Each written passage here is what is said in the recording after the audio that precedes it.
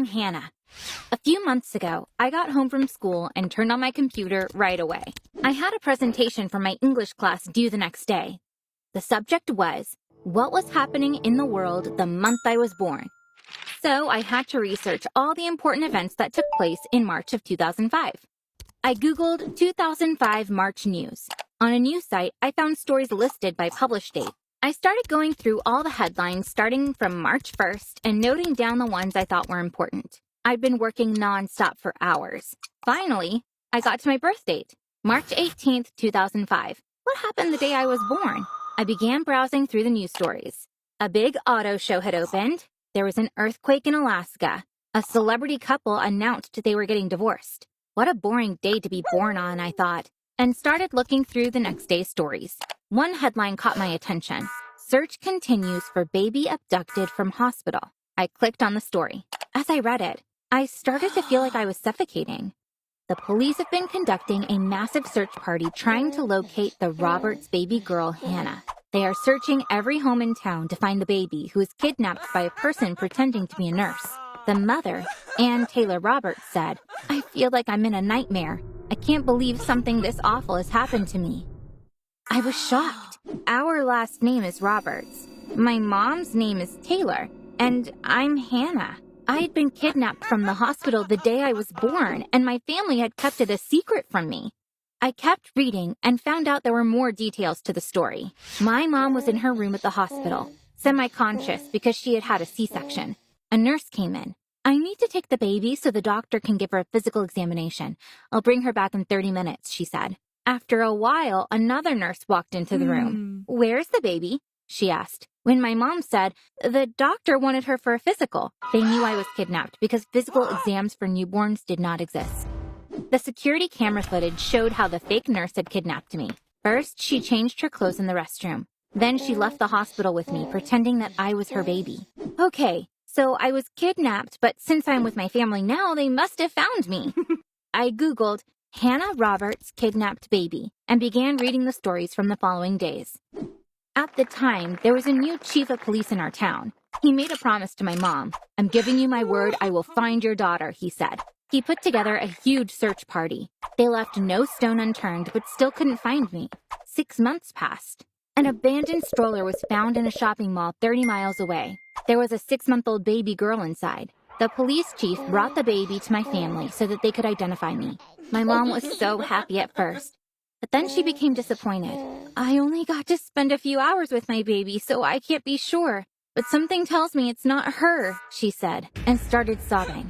My dad also said, "This baby looks nothing like me or my wife. She can't be our daughter." The police chief said, "There are no other missing babies. Let's get a DNA test. That's the only way we can be sure." They took saliva samples from my parents and the baby and sent them to a lab. When the results of the DNA test came back, everything became clear. I was definitely my parents' baby. The police chief held a press conference. He said to my mom, "I told you I would find your baby, and I kept my promise." I had learned something incredible about myself, but I had no clue that this was only the beginning. There was another secret, which was even bigger than this one. I only discovered it a few months later, and it changed my life forever. When I read about the kidnapping, my parents weren't home from work yet. I was dying to talk to them about the whole thing.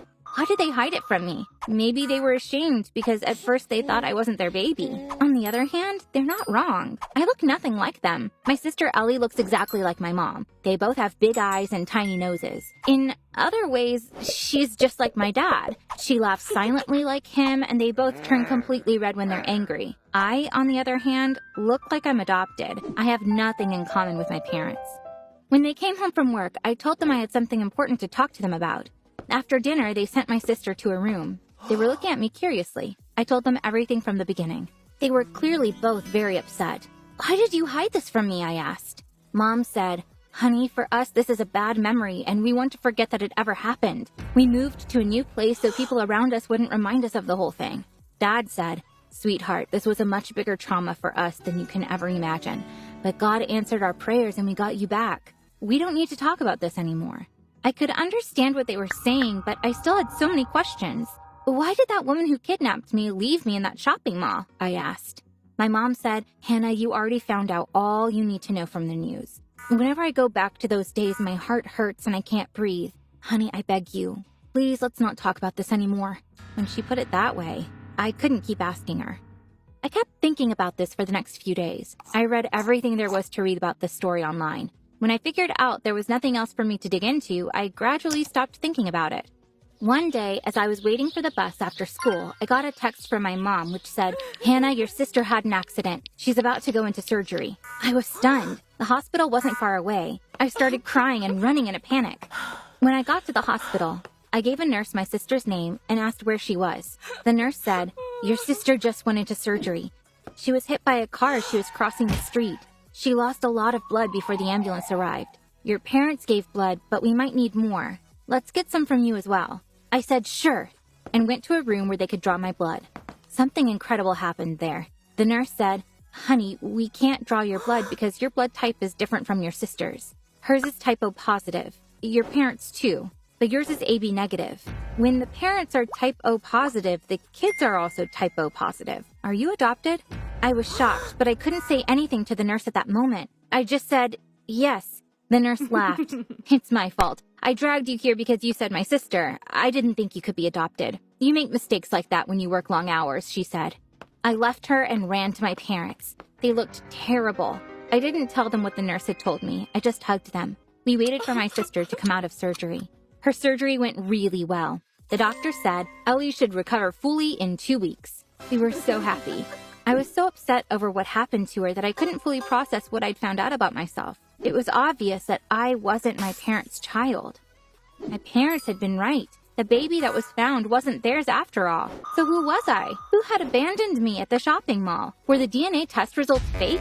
And where was my parents' real daughter? This hurt the most. My parents had lost their own child and raised another one thinking that she was theirs. I thought about this for days. Finally, I made a decision. It was my parents' right to know the truth. If I didn't tell them I wasn't their real child, I'd be lying. I loved them both so much. They didn't deserve to be lied to. After telling them I wasn't their daughter, I'd moved to a group home. Since I wasn't their daughter, that was where I belonged. The following day, I woke up early. I opened my closet. It was packed with clothes, but none of them were mine. These belonged to my parents' abducted child.